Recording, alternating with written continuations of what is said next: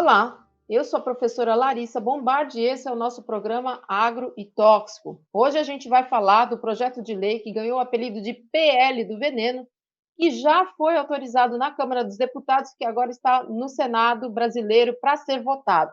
Essa semana estão acontecendo duas audiências públicas para discutir esse projeto de lei e eu fui uma das convidadas como especialista para falar nessa audiência pública. E eu trouxe algumas informações importantes para a gente entender o que pode significar para nós, para a nossa saúde, para o nosso meio ambiente, se esse projeto de lei que altera a nossa lei de agrotóxicos vier a ser aprovado.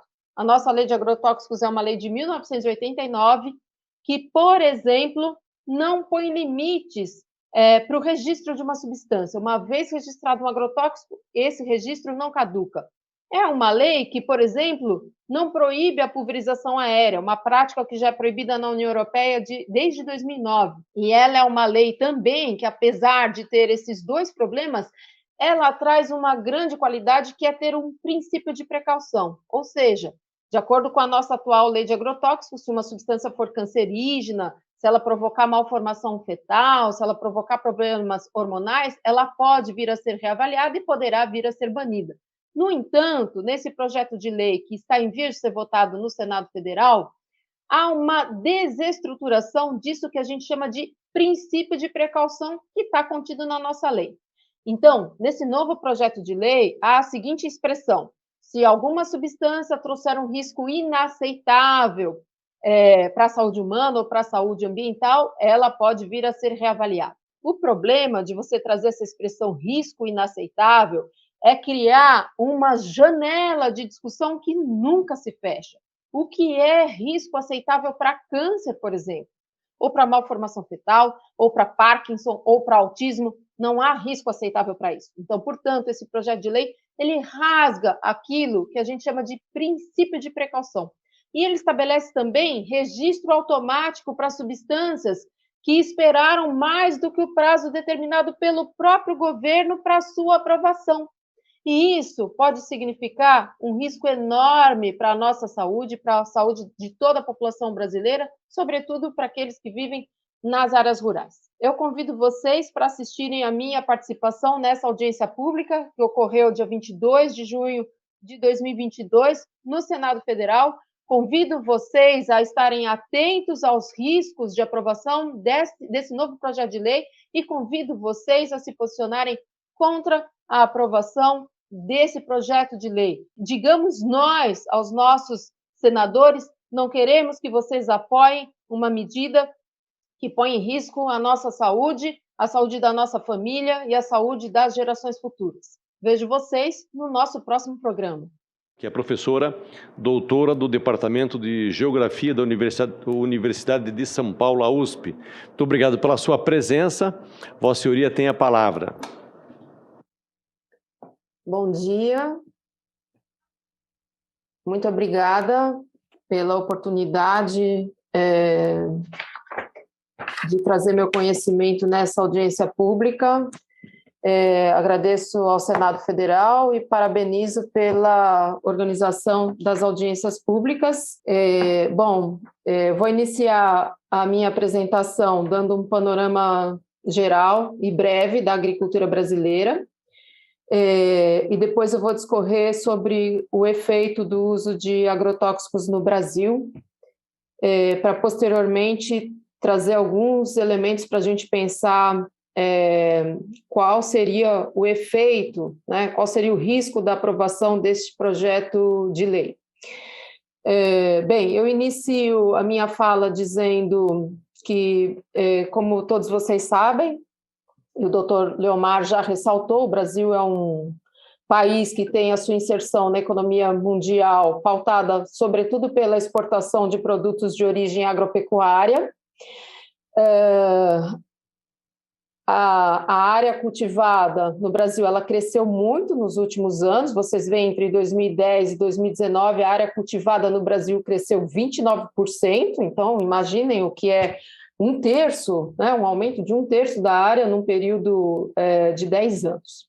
Mas, no entanto, o consumo de agrotóxicos no Brasil cresceu 78% no mesmo período. Quer dizer, o volume de agrotóxicos consumido nesse mesmo período foi muito superior, foi desproporcional ao crescimento da área cultivada no Brasil. Então, a gente precisa olhar para isso com muito cuidado. Esse uso de agrotóxicos, da maneira como ele se dá no Brasil, ele tem um severo impacto na saúde da população brasileira. Aqui eu tenho um mapa, eu trouxe para apresentar para vocês um conjunto de mapas inéditos, de um trabalho que eu estou, que ainda não está publicado, então são realmente mapas inéditos, da atualização do meu último Atlas. Eu vou fazer um lançamento da edição revista e ampliada do meu Atlas sobre o uso de agrotóxicos no Brasil. E aqui a gente pode ver o número de pessoas intoxicadas com agrotóxicos no Brasil. Nesse período de 2010 a 2019, portanto, 10 anos, foram mais de 45 mil pessoas intoxicadas com essas substâncias.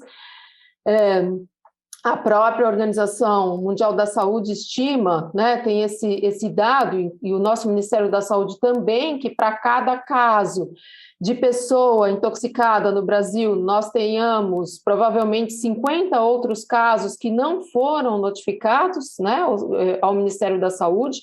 Portanto, este número ele é possivelmente muito maior do que esse de 45 mil pessoas, o que já é bastante significativo. Então, esse é o número total de pessoas intoxicadas no país, e as cores dos estados representam a proporção da população intoxicada, ou seja, quanto mais escura a cor, né, quanto mais tendendo ao marrom escuro, maior a proporção de população intoxicada em cada estado. E aqui eu tenho 2 mapas comparando o número de pessoas intoxicadas no Brasil em 2010 e em 2019. O primeiro elemento que eu quero chamar a atenção de vocês é que vocês podem ver que em 2010 foram 2.300 pessoas intoxicadas com agrotóxicos, mas em 2019 foram 5.189 pessoas intoxicadas, ou seja, esse número cresce ano após ano, mais do que dobrou o número de pessoas intoxicadas no Brasil com agrotóxicos de uso agrícola em apenas 10 anos. E gostaria de chamar a atenção também de que os estados em que mais cresceu o número de pessoas intoxicadas são estados, né, com exceção dos estados de Minas Gerais, Piauí, Santa Catarina e Rio Grande do Sul, são os estados que compõem a Amazônia Legal. Então, a gente precisa entender que há um avanço da utilização dessas substâncias na área da Amazônia, o que obviamente impacta, na Amazônia Legal brasileira, o que obviamente impacta esse bioma que já é impactado pelos desmatamentos, como a gente vem acompanhando. Bem, uma parte das pessoas intoxicadas com agrotóxicos de uso agrícola no Brasil vieram a óbito. Nós tivemos, nestes 10 anos, 1.666 óbitos por intoxicação por agrotóxico de uso agrícola. Uma parte desses óbitos foi por tentativa de suicídio, não apenas, mas isso é algo importante de ser ressaltado. E esse número mostra que a gente tem, em média, uma pessoa morrendo por intoxicação por agrotóxico de uso agrícola a cada 2 dias. Cerca de 20%, de 18% a 20%, isso varia de um ano para o outro, mas entre cerca de 18% da população intoxicada no Brasil por agrotóxicos são crianças e adolescentes de 0 a 19 anos. Aqui eu trouxe um recorte para vocês da faixa etária de 0 a 14 anos, ou seja, a primeira e a segunda infância, crianças e pré-adolescentes ou da tenra adolescência que sofreram com intoxicação por agrotóxico de uso agrícola. Em números oficiais, em números do Ministério da Saúde, nós tivemos mais de 3.680 crianças entre 0 e 14 anos intoxicadas com agrotóxicos de uso agrícola. Esse número é possivelmente apenas 2% do volume total de crianças intoxicadas, se nós formos considerar a subnotificação.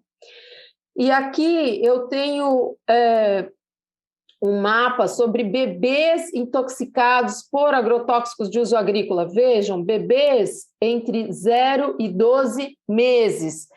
bebês que nem se locomovem sozinhos, a idade média em que o ser humano começa a se locomover de 1 ano. Então, é importante que a gente entenda que o agrotóxico ele não é algo que está restrito ao universo do trabalho, que já é bastante preocupante, como o doutor Leomar já mostrou, mas isso avança para a sociedade como um todo, isso avança para as famílias dos trabalhadores rurais, isso avança para a população que mora nas áreas contíguas, as áreas que estão sendo cultivadas, que são atingidas de diversas formas, como, por exemplo, por meio da deriva. Ter esse número de bebês intoxicados, se nós formos considerar a subnotificação, é possível que nós tenhamos cerca de 20 mil bebês intoxicados com agrotóxicos de uso agrícola. Então, é absurdo falarmos na condição que nós temos no Brasil de absoluta falta de controle da utilização dessas substâncias, por exemplo, o uso de EPI. A gente está falando de bebês não estão inseridos no universo do trabalho. Então, é importante que esses dados mostrem para a gente 2 elementos importantes. O primeiro, um ataque à infância, o infanticídio que ocorre no Brasil em função da maneira como essas substâncias são utilizadas. Esse é o primeiro ponto. O Brasil é um país que tem o Estatuto da Criança e do Adolescente, que nos honra, e, no entanto, nós vemos as crianças suscetíveis à exposição a essas substâncias. E outro aspecto que esses dados revelam é o seguinte: imaginem se os bebês estão sendo intoxicados, qual é o grau de exposição crônica da população rural e, de forma mais ampliada, da população como um todo a essas substâncias. E aqui, para além dos bebês, eu tenho um mapa inédito. Eu vou ressaltar que eu estou trazendo em primeira mão para essa audiência pública informações que eu ainda não tinha revelado e que achei que era o momento mais apropriado para trazer a público. Um mapa sobre gestantes intoxicadas por agrotóxicos no Brasil. Então, vejam, como o doutor Leomar já ressaltou, a professora Silvia Brandalize, que é uma referência nacional e internacional sobre o câncer infantil, ela mostra casos em que o câncer das crianças foi identificado no ultrassom, ou seja, enquanto elas estavam no ventre materno, já foi identificado o câncer. Então, a exposição da mãe a essas substâncias, ela pode significar uma série de problemas, de agravos, vamos dizer assim, desde abortos espontâneos, passando por malformação fetal e câncer, seja da mãe, seja do bebê que ainda vai nascer. Então, é uma situação inaceitável essa que a gente vive no Brasil com relação à utilização dessas substâncias que afeta diretamente as crianças antes mesmo que elas tenham nascido. No Brasil, eu trouxe aqui a lista dos agrotóxicos mais vendidos no país em 2020. Todos esses que estão em vermelho são substâncias que são proibidas na União Europeia. E, ao contrário do que se pode dizer por aí, de que as substâncias que são utilizadas no Brasil não são utilizadas na União Europeia por conta da questão climática, não é por causa da questão climática. Essas substâncias nunca foram autorizadas ou já foram banidas da União Europeia em função dos problemas que elas trazem para a saúde humana e para a saúde ambiental. Por exemplo, a atrazina, que aparece aqui no 4º lugar em vendas no Brasil, ela, dentre os efeitos que ela traz para a saúde humana, por isso ela foi proibida na União Europeia em 2003, ela pode estar associada a câncer de estômago, a linfoma não Hodgkin, que é um tipo de câncer, a câncer de próstata, câncer de tireoide, câncer de ovário, mal de Parkinson, asma, respiração com ruído, infertilidade, baixa qualidade do sêmen, malformações congênitas, ou seja, teratogênese, e danos às células hepáticas. Por isso essa substância foi proibida na União Europeia, não por uma questão climática. Aqui a gente tem o acefato, que ocupou o 5º lugar em vendas no Brasil em 2020. O acefato é citotóxico e genotóxico sobre espermatozoides humanos. Enfim, a gente está falando justamente sobre problemas de reprodução humana e problemas associados à formação do feto, diabetes tipo 2, hiperglicemia, disfunção no metabolismo de lipídios, danos ao DNA e câncer, além de ser uma substância também neurotóxica. Os níveis de resíduo dessas substâncias estabelecidos no Brasil, eles são muitas vezes chocantes. A atrazina, por exemplo, nós autorizamos um nível de resíduo dessa substância 20 vezes maior do que aquele autorizado pela União Europeia na água potável. Ou seja, falar de um nível de resíduo que seja o dobro do resíduo autorizado na União Europeia, quando uma substância está associada a todas essas doenças que eu elenquei aqui para vocês, vários tipos de câncer e malformação fetal, falar em o dobro de resíduo dessa substância já é um absurdo. Imaginem vocês o que seria 20 vezes mais resíduo dessa substância autorizado na nossa água. E para outras substâncias, como por exemplo o acefato ou a malationa, a gente sequer tem limite estabelecido, ou seja, sequer tem possibilidade de oficialmente, digamos assim, fazer essa investigação, esse controle sistemático, porque a gente não estabeleceu o limite. Então, imaginem vocês, a gente bebeu uma água tida como potável, sendo que, por exemplo, não foi checado o resíduo de acefato, dentre inúmeras outras substâncias que eu poderia elencar aqui para vocês. Aqui, como o doutor Leomar já ressaltou, o limite de glifosato permitido na água potável brasileira é 5.000 vezes maior do que o limite de glifosato permitido na União Europeia. 5.000 vezes maior é algo que, obviamente, não está assentado numa decisão científica, mas, obviamente, política, em que a gente coloca um limite de resíduo para uma substância que já foi entendida pela Organização Mundial da Saúde como potencialmente cancerígena para seres humanos, que é basicamente quase que como não colocar limite, 5.000 vezes mais do que aquele que é o máximo permitido na União Europeia, é justamente abrir a possibilidade para que essa substância esteja presente na nossa água, como de fato está. Aqui eu tenho dois gráficos, na parte superior, as áreas cultivadas no Brasil com produtos destinados a serem transformados em agroenergia ou produtos que são commodities, ou seja, vendidos globalmente, com padrões internacionais de normatização para esses produtos e com possibilidade de venda na Bolsa de Mercadorias e Futuro.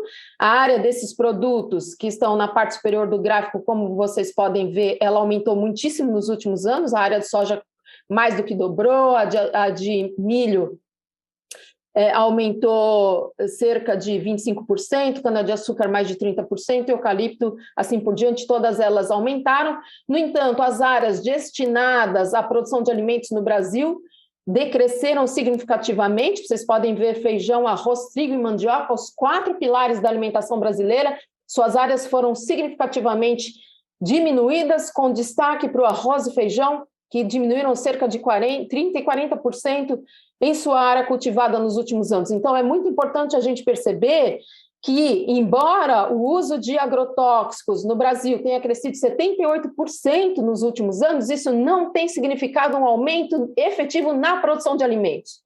Então, é muito importante a gente saber que esse volume de agrotóxicos ele não está associado à segurança alimentar no Brasil, ao contrário, aumentou muito a insegurança alimentar no Brasil, e eu destacaria a forma mais grave dessa insegurança alimentar, que é justamente a fome. A fome no Brasil, eu chamo a atenção para essa última linha do gráfico, ela saltou de 4,2% da população total no Brasil em 2013 para 9% em 2020. A fome dobrou no Brasil nos últimos anos. Então, em que pese o aumento da produção agrícola, ela não tem sido responsável pela segurança alimentar no Brasil. Então, a gente tem se envenenado, porque é isso que tem acontecido, e, no entanto, sequer atingimos a segurança alimentar. Ao contrário, a fome dobrou no Brasil nos últimos anos e com destaque para a população rural. A média da população com fome no Brasil hoje é cerca de 9%, da população urbana 8,5%, e, no entanto, da população rural é 12%. Então, essa agricultura que está pautada nesse uso intensivo de agrotóxicos não tem servido para alimentar a população brasileira. Finalmente, eu queria ressaltar que essa forma, a forma mais utilizada de aplicação de agrotóxicos nas vastas monoculturas do Brasil, por meio da pulverização aérea, ela tem afetado diretamente as comunidades, a população rural e as comunidades indígenas, e muitas vezes, como é sabido, essas substâncias têm sido utilizadas nos conflitos fundiários no Brasil. A pulverização aérea é uma prática proibida desde 2009 na União Europeia, porque ela realmente é a forma... é a principal responsável pela contaminação ambiental, e no Brasil ela ainda ganhou essa característica pior, que está sendo usada como arma nos conflitos fundiários. Eu queria ressaltar que esse projeto de lei põe por terra o chamado princípio de precaução. Eu vou usar apenas um exemplo de como esse projeto de lei põe por terra o princípio de precaução, dentre outros exemplos que poderiam ser utilizados. No capítulo 1 do projeto de lei 1459 de 2022, que era o antigo PL 6299, no capítulo 1, no artigo 4º, no parágrafo 3º, está assim definido: fica proibido o registro de produtos fitossanitários, de produtos de controle ambiental e afins que, nas condições recomendadas de uso, apresentem risco inaceitável para os seres humanos ou para o meio ambiente, ou seja, permanece inseguro mesmo com a implementação das medidas de gestão de risco. Eu queria dizer que eu não entendo como é possível que haja algum risco aceitável para câncer, para malformação fetal, para intoxicação de crianças, para intoxicação de bebês. Isso é sempre inaceitável. E inserir essa expressão, risco inaceitável, põe por terra todo o princípio de precaução que a nossa lei de agrotóxicos tem. Então, eu queria finalizar a minha apresentação dizendo que, realmente, a nossa lei de agrotóxicos mereceria ser revista, no sentido de que deveríamos estabelecer prazos para registro de produtos. Esses produtos deveriam ter registros cíclicos e não ad eternum, como é atualmente na nossa lei. E esse projeto de lei não altera essa eternidade do registro de uma substância. O segundo aspecto que acho que é importante a gente ressaltar: celeridade não se resolve com decurso de prazo. Celeridade nos processos de avaliação se resolve com contratação de pessoal especializado. É isso que a gente precisa. Então, a gente não precisa automatizar a aprovação de substâncias, mas a gente precisa ter quadro técnico suficiente para poder fazer esse trabalho que é indispensável e que é importante, que o Brasil tem quadros técnicos fantásticos, capacitadíssimos para fazer. E, finalmente, acho importante dizer que a expressão agrotóxicos, que está na nossa Constituição e está na nossa lei, é uma conquista do Brasil, e que o Brasil exporta para o mundo essa conquista. Nós podemos ensinar isso para o mundo, porque o problema da expressão agrotóxico não é a palavra agro, e sim a palavra tóxico, que não é um problema, é uma solução, porque mostra para um trabalhador rural, porque mostra para qualquer pessoa que lida com essa substância que ela é em si perigosa, que ela é em si tóxica. Então, celebremos a criação dessa palavra, que é de um agrônomo da Escola Superior de Agricultura Luiz de Queiroz, e não enterremos, exportemos para o mundo essa tecnologia, que é uma forma de advertir a população mundial do quanto essas substâncias são perigosas. Muito obrigada, agradeço muito o convite honroso para fazer parte dessa audiência pública. Nós é que agradecemos, doutora Larissa, pela sua participação. De fato, é importante as suas colocações e nos ajudará a darmos seguimento no debate desse projeto.